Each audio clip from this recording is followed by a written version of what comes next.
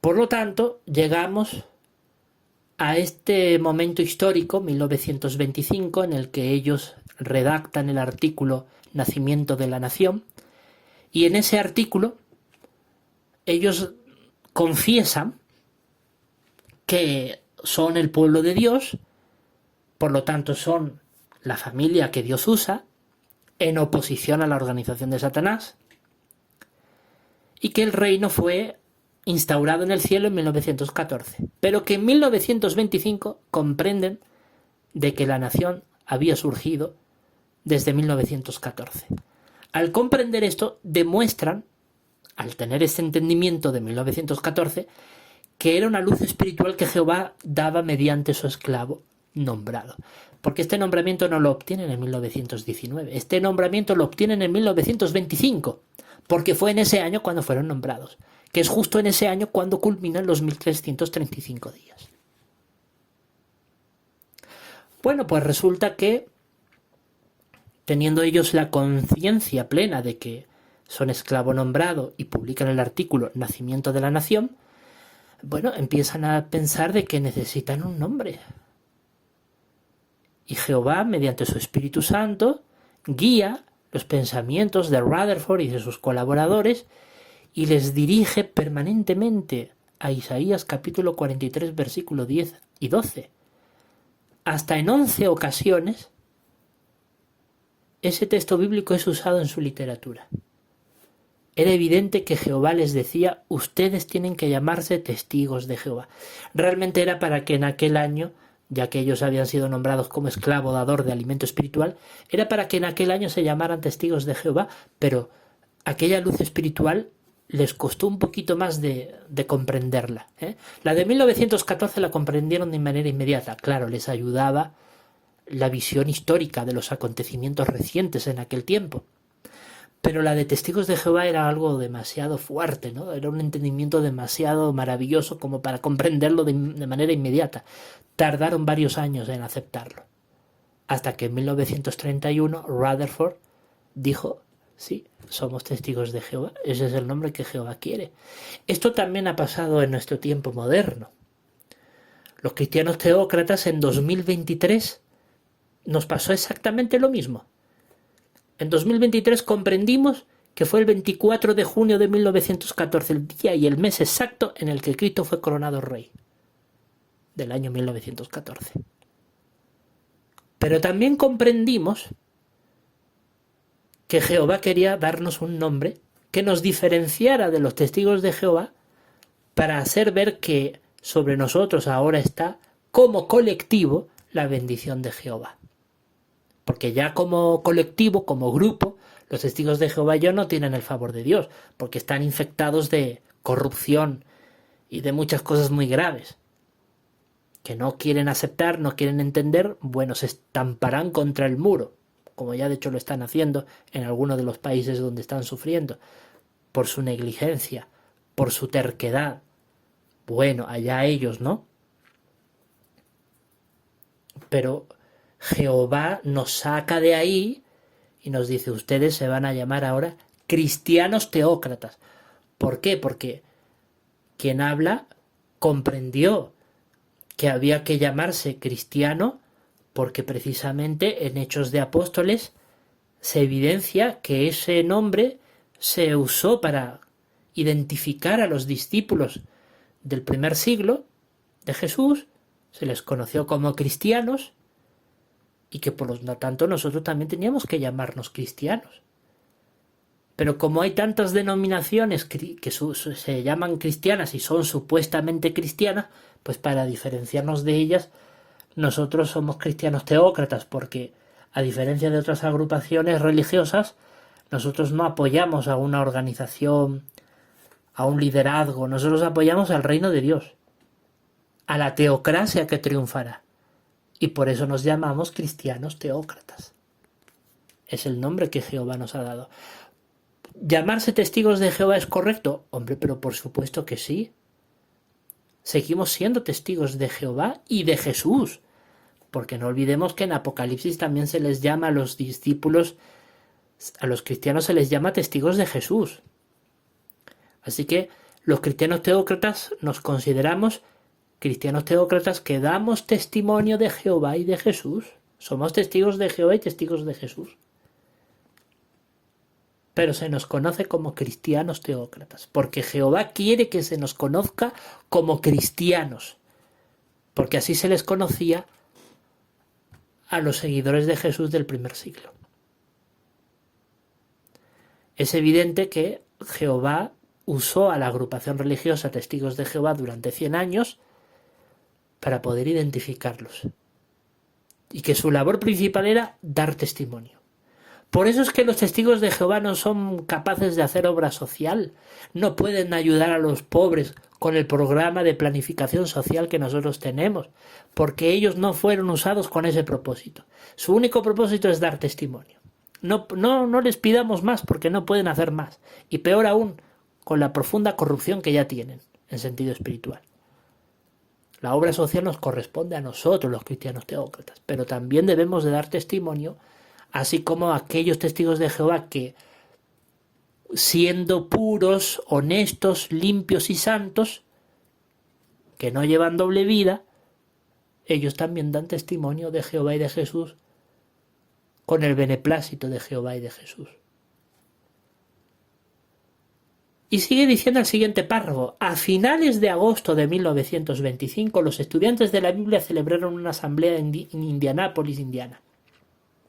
En el programa de la asamblea se había impreso un mensaje de bienvenida del hermano Joseph Rutherford que decía: hemos venido a esta asamblea para obtener las fuerzas del Señor y así poder regresar al campo con energías renovadas para ser sus testigos.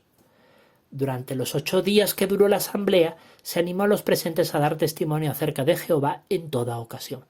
Es evidente de que no solamente el hecho de que usaran el texto de Isaías 43, 10 y 12 por 11 ocasiones durante todo 1925, no solamente eso es prueba de que ya ellos se identificaban como testigos de Jehová, sino que hasta el propio Rutherford, en una asamblea de agosto de aquel año en Indianápolis, Indiana, en Estados Unidos, él dijo a los hermanos: regresemos al campo a predicar con energías renovadas para ser sus testigos. Así que ya ellos se identificaban como testigos de Jehová, solo que la resolución oficial la obtuvieron en 1931, pero en realidad fue ya en 1925 cuando ellos se identificaban como testigos de Jehová. Así lo hemos leído en este párrafo, como prueba inequívoca de que el esclavo nombrado tenía plena conciencia de que Jehová los llamaba como sus testigos en ese tiempo. Y sigue diciendo el siguiente párrafo: el 29 de agosto, sábado, el hermano Rutherford presentó un discurso titulado Una llamada a la acción, en el que destacó la importancia de predicar. Dijo: Jehová les dice a sus siervos: vosotros pues sois mis testigos, y yo soy Dios. Y luego viene este clarísimo mandato: levantad bandera para los pueblos. A continuación explicó: no hay nadie en la tierra que pueda levantar una bandera o señal para que la vean los pueblos, salvo sus siervos, quienes tienen el Espíritu del Señor y por lo tanto son sus testigos. Aquí Rutherford evidencia por estas palabras de manera muy clara de que ellos tienen el Espíritu de Jehová, de que Jehová los ha ungido, no solamente por la esperanza celestial, sino que los ha designado como sus testigos, como su esclavo nombrado para dar alimento espiritual. Y por eso es que da tanto impulso a la obra de predicar. Él hace una llamada a la acción en esa asamblea. Dice: estamos en esta asamblea teniendo el ímpetu, la energía necesaria para ser testigos del Señor. Y luego dice, parafraseando de Isaías 43, ¿no? Dice: ustedes son mis testigos y yo soy Dios. Así que levanten bandera para los pueblos, es decir, levanten una señal para que los pueblos vean que nosotros somos sus siervos, los testigos de Jehová. Entonces es evidente de que ellos ya tenían plena conciencia de que en 1925 habían sido nombrados como esclavo nombrado. Por esas razones que apenas 2 años después, en 1927, investigue la literatura de los testigos de Jehová de ese año, 1927. Ellos ya dicen: nosotros somos el esclavo nombrado.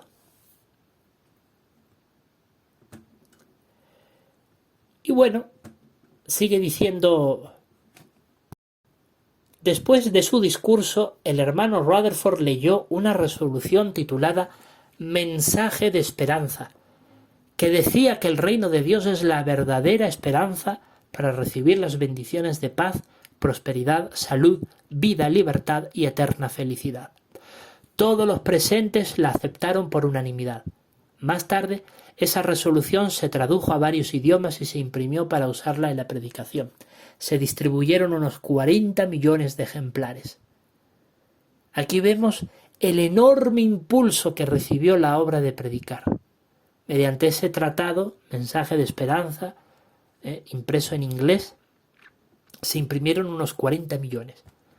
Hablamos de una época en la que aproximadamente la población mundial era de 2.000 millones de personas. Siendo 2.000 millones de personas en todo el planeta, 40 millones, bueno, hablamos de un porcentaje realmente importante. No abarcaría evidentemente toda la humanidad, pero no a poca cosa. La obra de predicar estaba cogiendo un impulso muy, muy grande. Y ese tratado tenía como objetivo hacerle ver a las personas del territorio, del vecindario, que el reino de Dios era la verdadera esperanza que necesitaba la gente para recibir bendiciones de paz, prosperidad, salud, felicidad, libertad y felicidad eterna. No olvidemos que para 1925 hacía apenas 7 años que había acabado la Gran Guerra. Una guerra que dejó al mundo lleno de millones de muertos. Había muchas familias que habían perdido sus seres queridos. Es cierto que la población estadounidense tuvo pocas bajas en comparación con las que hubo en el territorio europeo respecto a la Gran Guerra. Pero también es cierto que en esos años había muchas migraciones de europeos que seguían mudándose a los Estados Unidos para vivir. Así que había mucha gente que llegaba recién de Europa a los Estados Unidos a emprender una nueva vida y que habían perdido familiares en la Gran Guerra. Este folleto, sin duda, ayudó a muchos a conocer la verdad bíblica. Rutherford lo tenía muy claro. Él, junto con los que le colaboraban en la sede mundial, comprendían que habían sido nombrados como el esclavo dador de alimento espiritual en 1925, y por eso en ese mismo año, comprendiendo que ellos eran testigos cualificados de Jehová, impulsaron la predicación a mayor nivel y querían que este tratado se distribuyera para que más personas pudieran conocer la verdad bíblica. Ellos ya eran conscientes en 1925 de que ellos ya eran testigos de Jehová. Y mira lo que sigue diciendo el siguiente párrafo. Aunque los estudiantes de la Biblia no adoptaron oficialmente el nombre de testigos de Jehová hasta unos cuantos años después, ya eran cada vez más conscientes de la importancia de dar testimonio acerca de Jehová. Yo no tengo la menor duda. En 1925 ellos ya se identificaban como testigos de Jehová. Se lo dijo Rutherford. El Señor nos ha designado como sus testigos. Todavía no habían obtenido esa resolución oficial.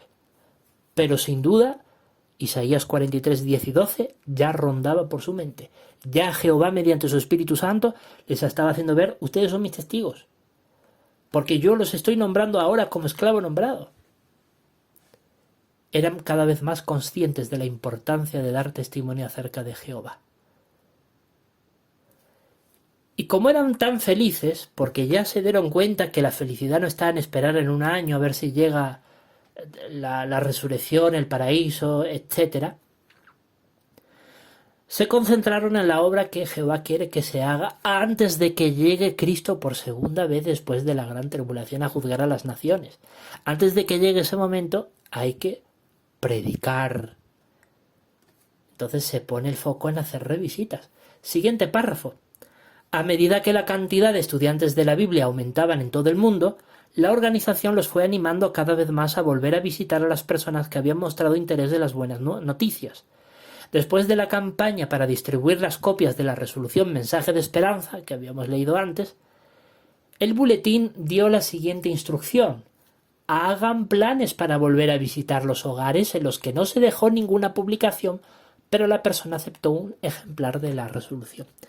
Miren, esto es muy interesante, porque hasta 1925 los estudiantes de la Biblia solo se concentraban en predicar, dar testimonio, es decir, llegar a la gente, hacerles conocer lo que dice la Biblia y chao. No había una conciencia de volver, al menos no de manera organizada y sistemática. Claro que muchos hacían revisitas, pero no era algo organizado, el esclavo todavía no había sido nombrado. Entonces es evidente que no estaban organizados para hacer revisitas, para hacer discípulos. La obra de predicar y hacer discípulos, y sobre todo la fase de hacer discípulos, cobra mayor énfasis desde 1925 en adelante.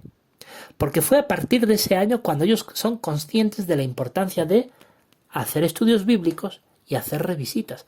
Tú no puedes dirigir una sesión de estudio de la Biblia si previamente no has cultivado el interés de la persona, y eso solo se puede lograr a través de varias visitas reiteradas, a través de revisitas, porque en una primera visita no es lo común que alguien muestre un enorme interés como para empezar a estudiar la Biblia. Normalmente eso se hace después de varias visitas donde se ha constatado que ese interés es sincero, es genuino y que realmente continúa en el tiempo. Así que esto es prueba inequívoca de que fue a partir de 1925 cuando el Espíritu de Jehová comienza a operar en Rutherford, sus colaboradores, ya organizados como un esclavo nombrado, y empiezan a organizar con mayor precisión la obra de predicar y hacer discípulos. Hasta ese momento, desde los años 1870 hasta 1925, se habían tirado casi 50 años que prácticamente se conformaban con solamente dar testimonio, pero no se afanaban tanto en hacer discípulos. Pero a partir de ese año, con un esclavo nombrado organizado para dar alimento espiritual, ya ellos tenían conciencia de que había que hacer discípulos. Y para lograrlo, lo primero era mejorar las revisitas. Cómo hacer revisitas cada vez más efectivas. Así daba esa instrucción el boletín, que es lo que durante un tiempo se le conocía como nuestro Ministerio del Reino, ahora es Vida y Ministerio Cristiano. En fin, una literatura que han usado los testigos de Jehová por décadas para instruir, dar instrucciones específicas sobre cómo llevar a cabo la predicación. Bueno, pues esa literatura, en ese tiempo llamada el boletín, de enero de 1925 incluyó el siguiente comentario de un estudiante de la Biblia de Texas, que dijo: nos sorprende que en los territorios donde volvemos a predicar varias veces conseguimos mejores resultados que en los que predicamos por primera vez. Hay un pueblito en nuestro territorio al que hemos ido 5 veces en los últimos 10 años. Recientemente la hermana Hendricks y mi madre fueron de nuevo a predicar allí y repartieron más libros que nunca antes. Y un colportor de Panamá escribió: muchas personas me cerraron la puerta la primera vez que les visité. Reaccionan de manera distinta cuando las vuelvo a visitar por segunda o tercera vez. Este año estoy dedicando la mayor parte de mi tiempo a hacer revisitas y estoy teniendo muy buenas experiencias en algunos casos. Bueno, estos 2 párrafos confirman lo que venimos diciendo. Los estudiantes de la Biblia ya por su cuenta, en años previos a 1925, ya hacían revisitas a algunos de ellos, pero no estaba organizado. No tenían una organización propia de parte del liderazgo, porque todavía el esclavo no había sido nombrado. Pero el hecho de que el boletín, que es una literatura que publica el liderazgo, reconociera la importancia de hacer revisitas porque así lo evidenciaban las experiencias que le escribían por carta a los hermanos, ahí comprendieron que la revisita debía de ser organizada. Porque este estudiante de Texas dijo: es sorprendente que conseguimos mejores resultados cuando hacemos revisitas. Porque dice que había un territorio al que solamente habían ido 5 veces en los últimos 10 años. Prácticamente lo visitaban una vez cada 2 años de promedio. Bueno, era una revisita muy olvidada, pero ahí la tenían. Comprendieron que a medida que visitaban vez tras vez, el interés iba aumentando más. Esto realmente era el Espíritu Santo haciéndoles comprender que hacer revisitas es fundamental para poder luego dar estudio de la Biblia a los que tienen un corazón dispuesto a hacerse cristianos. De hecho, otro precursor de Panamá dijo algo parecido. Dice, cuando vuelvo a visitar a la persona por segunda o tercera vez, muestra una actitud más positiva que incluso la primera vez. Y entonces tenían buenas experiencias. Esto demuestra que ya el Espíritu Santo, dado por Jehová a través de su Hijo Jesús y a través de su pueblo escogido, ya a los estudiantes de la Biblia que predicaban en ese tiempo les impulsaba a hacer revisitas, aunque no estuviera organizado mediante el liderazgo. ¿Por qué no estaba organizado? Porque el liderazgo no había sido nombrado todavía. Recién a partir de 1925 es nombrado y por lo tanto el Espíritu Santo lo impulsa a planificar las revisitas y los estudios bíblicos. Ya a partir de 1921, 1923, ya la organización Testigos de Jehová había publicado literatura pensada para dar clases de la Biblia, pero no estaba debidamente organizado. Fue a partir de 1925, cuando ya dejaron de estar tan pendientes de las fechas, cuando ya empiezan a planificar con mayor profesionalidad la predicación. Y por último analizamos el último subtema de este artículo tan interesante, el trabajo que había por delante. En su carta anual a los colportores, o precursores, el hermano Rutherford resumió la actividad del año 1925 y habló del trabajo que había por delante. Escribió, durante el pasado año ustedes han tenido el privilegio de consolar a muchas personas que estaban tristes. Esa labor ha llenado de júbilo sus corazones. En el año que comienza disfrutarán de muchas oportunidades de ser testigos de Dios, testigos de Jehová y de su reino, y de levantar su bandera para que la vean los pueblos. Sigamos alzando unidos las voces para alabar a nuestro Dios y nuestro Rey. A finales de 1925, los hermanos estaban haciendo planes para ampliar sus instalaciones de Brooklyn, Nueva York. En 1926, la organización se embarcaría en su mayor proyecto de construcción hasta ese momento. Hay que señalar que la obra de construir no es un mandato bíblico. Jesús nunca nos dijo vayan y construyan. La construcción de bienes inmuebles puede ser útil para dar impulso a la obra de predicar, pero no puede ser excusa para enriquecimiento ilícito, como sí ocurre hoy en los testigos de Jehová.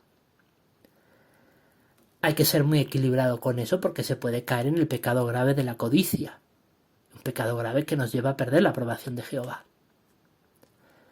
Así que bueno, en ese tiempo, ¿por qué Jehová permitía que se construyera? Mire, estaban apenas 11 años, 12 años de haber salido de Babilonia la Grande.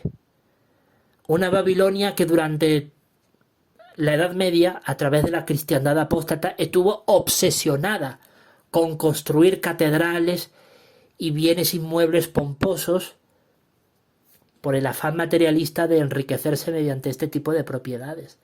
Ese espíritu, sin duda, afectó a los estudiantes de la Biblia de la época. Y los testigos de Jehová no se lo han podido quitar de en medio. Hasta el día de hoy, que ha llegado a un grado de metástasis cancerígena, espiritualmente hablando. Porque hoy día los testigos de Jehová están obsesionados con construir sobre texto de que eso hace impulsar la obra de predicar. Es tanta la obsesión de construir que ya enriquecen a una inmobiliaria, Watchtower Bible and Tract Society, que ya se ha convertido no en un editorial dador de alimento espiritual, por eso es que publican cada vez menos literatura y ya se concentran más en el ladrillo, porque les da dinero, se ha corrompido la organización. El que no lo quiera ver, que no lo vea. Eso no nos interesa. Nos interesa agradar a Jehová. Agradar a Jehová es evitar la codicia, evitar el ladrillo, que es fuente de corrupción, de codicia y de todo tipo de amor al dinero, que eso a Jehová no le agrada. Jehová deja muy claro que la obra de predicar es responsabilidad de cada uno y el esclavo nombrado guía y organiza, pero dentro de las limitaciones domésticas que cada quien tiene, para evitar precisamente la codicia. Entonces, bueno, en ese tiempo Jehová permitía porque, claro, su pueblo estaba apenas pocos años después de salir de Babilonia la Grande. Pero a día de hoy la cosa es muy distinta. El pueblo de Dios ha madurado mucho. Ahora comprendemos que a Jehová no le agrada tanto ladrillo, porque los cristianos del siglo I jamás se envolvieron en ningún tipo de obra de construcción, porque eso no le gusta a Jehová. Jehová lo que quiere es que prediquemos y llevemos vidas sencillas y humildes en sentido material. Lo dice Pablo, teniendo con qué comer y con qué cubrirnos estaremos contentos. Nunca, jamás en el Nuevo Testamento se construyó ningún tipo de edificio para adorar a Jehová o para dar impulso a la obra de predicar, como si hacen de manera exacerbada los testigos de Jehová.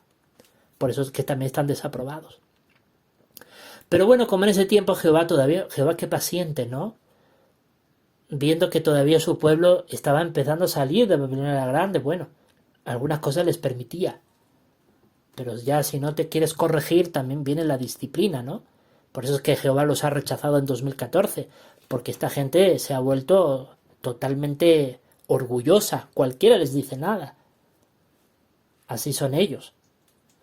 Pero bueno, en ese tiempo, en 1925, lo que nos interesa es que, a pesar de que construían, no perdían de vista lo más importante, que era predicar y hacer discípulos. Ese era el trabajo que realmente tenían por delante. Y así lo dijo Rutherford en su carta a los precursores, a los que estaban envueltos en guerra espiritual en ese tiempo. Les dijo, mire, 1925 ha sido un año feliz, de mucho júbilo. Claro, había terminado el periodo de felicidad en febrero de 1925.